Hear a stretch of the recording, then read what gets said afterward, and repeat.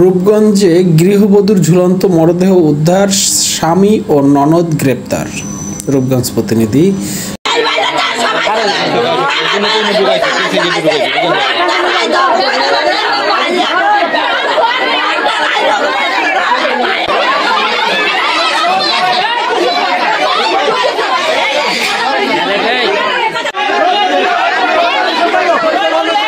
নারায়ণগঞ্জের রূপগঞ্জে সুমা আক্তার নামের 28 একজন গৃহবধূর ঝুলন্ত মরদেহ উদ্ধার করেছেন রূপগঞ্জ থানার পুলিশ।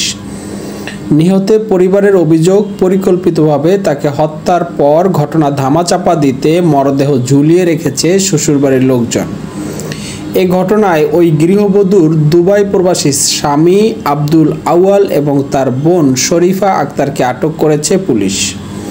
সোমবার দুপুরে উপজেলার সদর ইউনিয়নের বাড়ির ট্যাগ এলাকায় এই ঘটনা ঘটে।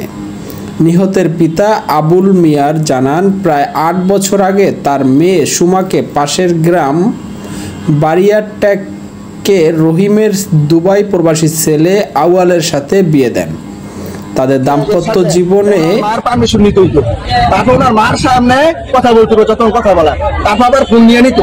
এত ক্রাইটেরিয়া, মানে এত কিছু ঝামেলার পরও, এত ভাবে চাপে রাখার পরও আমার বোন খালি আমার বাগ্নির দিকে চাইয়া রয়েছে। 10 মাসের এক পুত্র সন্তান সহ 3 সন্তানের রয়েছে। এদিকে স্বামী আউয়াল প্রবাসে থাকার সুযোগে সুমার শাশুড়ি জাহেরা বেগম এবং স্বামীর বড় বোন শরীফা তাকে প্রায় শারীরিক এবং মানসিক নির্যাতন করত। গত 1 মাস আগে স্বামী আউয়াল ঈদের কথা বলবে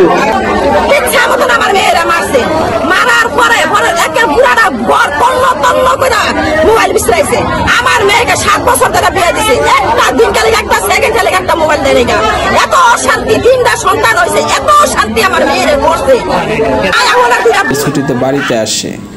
আজ দুপুরে মোবাইল চুরির অপবাদে সুমাকে মারধর করে স্বামীসহ তার পরিবারের লোকেরা। এতে সুমা মারা গেছে। ঘটনার ধামাচাপা দিতে আত্মহত্যার কথা বলে মরদেহ ঝুলিয়ে রাখে। এদিকে স্থানীয়রা জানান, প্রায় ওই গৃহবধূকে নির্যাতন করত তার শ্বশুর বাড়ির লোকজন। নির্যাতন সহ্য করতে না পেরেই তিনি আত্মহত্যা করেছেন। আমি কিছু করলে আমার দেখতে পাই না। এমনিতে আমার নুন আসা লাগে ঝগড়া আছে, ঝগড়া পর আমার নুন আসে, আমার শাশুড়ি আমার অনেক মারধর করছে। একবার ইচ্ছা মতন আসে, পরে আঙ্গ হেরা বাড়ির মানুষ যায়, পরে আমার আর ছুটাইছে। পরে আমার আমি রাস্তার বাপের বাড়ি যাইতেছি, আমার এরকম মারধর করে, আমার জ্বালা যন্ত্রণা করলে আমি যাই বাপের বাড়ি, তখন আমার যাইতে দেয় না। আমার হাজবেন্ড কত সুখে কই যাবা, থাও তুমি, আমি দেখতেছি। পরে আমি ওকে সুখে, তাহলে এত অশান্তি, তাহলে আমিও মরে যাবো। তাহলে অশান্তি থাকতো না, তোমার কথা তুমি ছোট দেখে যাও অনেক আগে আমার এই রাস্তার বাড়ি তো জানেন ভাই, কতদিনে তোমার হ্যাঁ আসছিল, হ্যাঁ পরে আমার মারধর করছে। ফার্স্ট রাত কেন পরে আবার আমার মারধর করছিল আমার শাশুড়ি। আমার রূপগঞ্জ থানার ওসি লিয়াকত হোসেন জানান, আত্মহত্যার খবরে ঘটনাস্থলে পুলিশ পাঠিয়ে লাশ উদ্ধার করে ময়নাতদন্তের জন্য পাঠানো হয়েছে।